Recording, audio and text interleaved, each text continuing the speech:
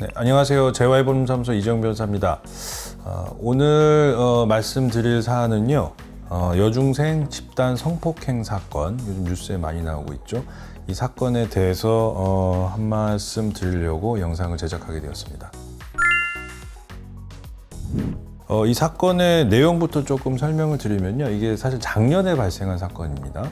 작년 12월 말에 그 인천에 있는 한 아파트 헬스장에서 이제 다들 중학교 2학년이에요. 피해 아동도 중학교 2학년. 그다음에 가해자가 지금 2명인데 가해자 2명은 같은 학교에 다니고 있는 또 중학교 2학년 학생들입니다. 그래서 서로 이제 알고 있었는데 뉴스 보도에 의하면은 이 그 피해 아동 여성이죠.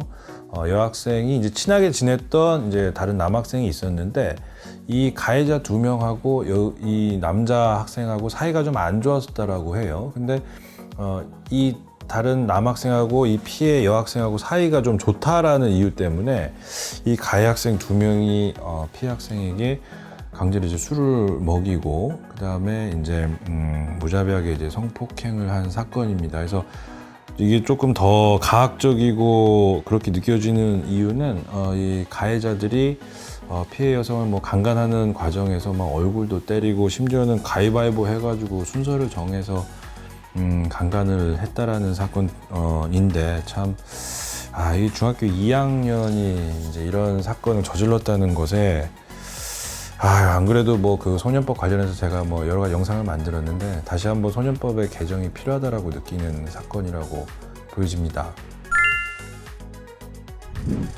그래서 이 사건 같은 경우에는 이제 인천 연수경찰서에서 이제 조사를 했는데요.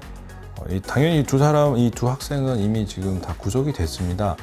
근데 지금 한 명은 본인의 이제 혐의를 다 인정을 하고 있는데 한 명은 일부 부인을 하고 있다라고 해요. 근데 이제 두 사람 다 영장이 발부가 됐는데 그 부인을 했던 한 사람은 구속영장이 발부된 이후에 구속적부심사 청구를 했습니다. 구속적부심사 청구는 뭐냐면 영장이 발부되기 전에 재판부에다가 신청하는 것은 영장실질심사, 영장이 발부된 이후에 신청하는 것을 구속적부심사 청구 이렇게 이제 용어가 갈리는데요. 영장실질심사든 구속적부심사 청구든 내가 구속된 상태에서 조사를 받는 것이 맞느냐 다시 한번 판단을 해달라라는 이제 어떤 불복 절차라고 보시면 되는데요.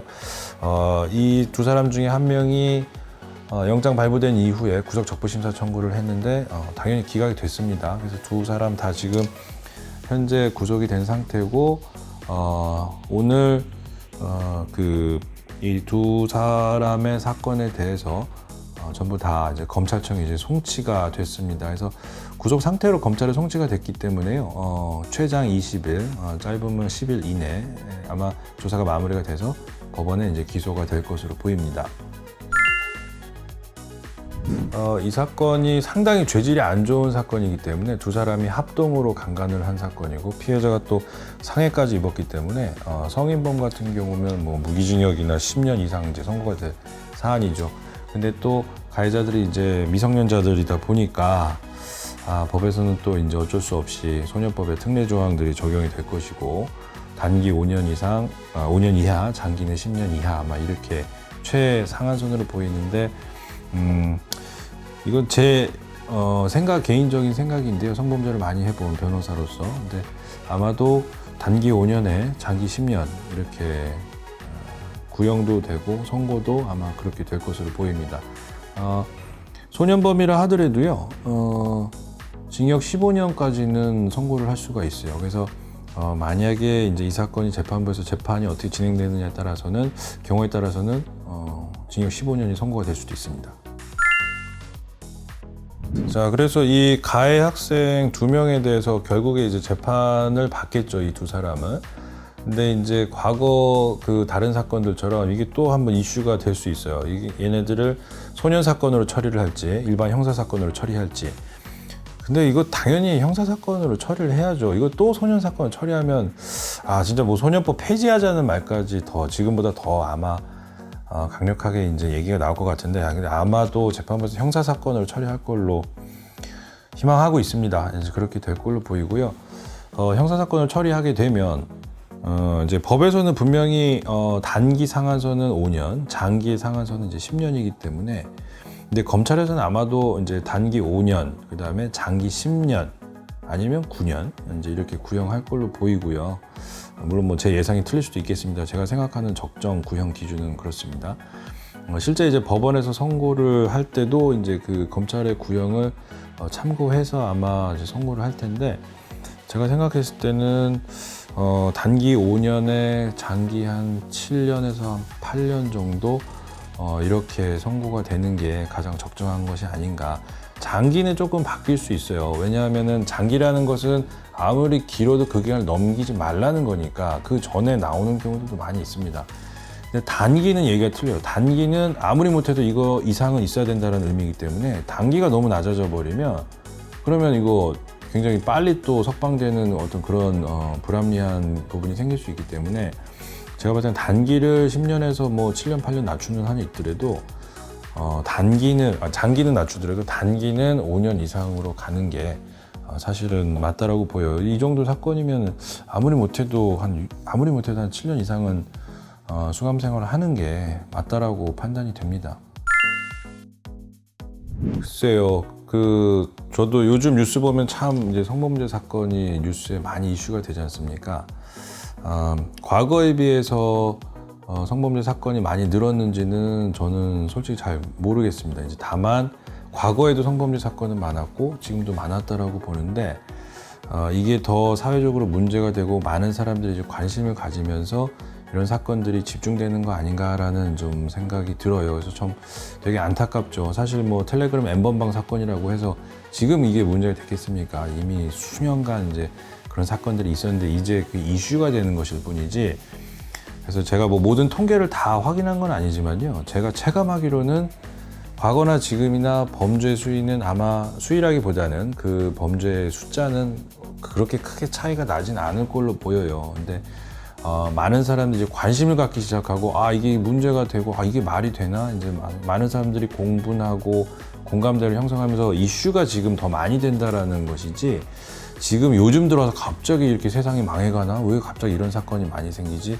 저는 그렇게는 생각은 안 듭니다. 그래서 사람들의 관심이 더 그만큼 높아졌고, 이런 사건이 근절돼야 된다라는 어떤 그런 사회적 합의가 그 과거 어느 때보다 더 많이 커져 있기 때문에 이게 이슈처럼 보이는 것이지, 지금에 와서 사건이 갑자기 기하급수적으로 늘었다라고 보이지는 않습니다. 항상 저도 이제 이쪽 관련된 일을 많이 하면서 가해자도 해보고, 변호해보고, 피해자도 변호해보고 다 했는데, 제가 이제 몇 년 동안 이제 수많은 사건들을 처리하면서 느낀 게, 처벌 수위가 너무 낮다라는 생각은 분명히 느낄 수밖에 없어요. 그래서 물론 이제 우리나라 법 체계가 영미법하고는 체계가 틀리기 때문에 좀 그런 부분도 분명히 있습니다. 이제 미국 같은 경우는 뭐 징역 600년, 700년 이렇게도 선고하는 경우도 있지 않습니까? 그래서 사실은 처벌의 수위가 좀 낮다라는 생각은 들어요. 그래서 처벌 수위가 높아지면 높아질수록 사람들은 거기에 대해서 본능적으로 또 이제 무서워할 수밖에 없는 거고, 이제 범죄에 관련된 상황에서는 그러면 스스로 이 부분을 또 조금 자제할 수 있는 어떤 그런 기회가 생길 수 있기 때문에, 어떤 범죄 예방적 효과 측면에서 처벌 수위를 올리는 것도 중요하고, 그렇게 처벌 수위가 올라간다라는 거를 어린 친구들한테 교육을 시키는 것도 상당히 중요합니다. 처벌 수위만 높아도 될 건 아닌 것 같아요. 왜냐하면은 이제 소년법 적용 대상인 사람들 경우에는 이런 부분이 교육이 잘 안 되면 법이 이렇게 세고 무섭구나라는 거를 언제 알게 되냐면 사고를 치고 난 다음에 알게 되는 거예요. 그러면은 그야말로 이제 소위고 외양간 고치는 격이니까, 그런 사고가 나기 전에 학교 단계라든지 부모님 내지는 어떤 그 양육 과정에서 이런 부분이 굉장히 친밀도 있고 자유롭게 이제 교육, 인지를 시킬 수 있다라고 하면 이런 부분들이 굉장히 많이 성범죄 수가 감소할 수 있지 않을까, 그런 생각을 합니다. 그래서 처벌 수위가 올라가야 되고, 올라간 처벌 수위 관련해서 교육이 잘 돼야, 그래야 성범죄는 근본적으로 대폭 감량 내지는 아예 없어질 수 있는 방법이 될 거라고 생각이 듭니다. 자, 오늘 얘기는 여기까지고요. 나중에 이 사건 관련해서 또 변동사항이라든지 특이사항이 있으면 다시 후속 영상 만들어서 다시 말씀드리도록 하겠습니다. 감사합니다.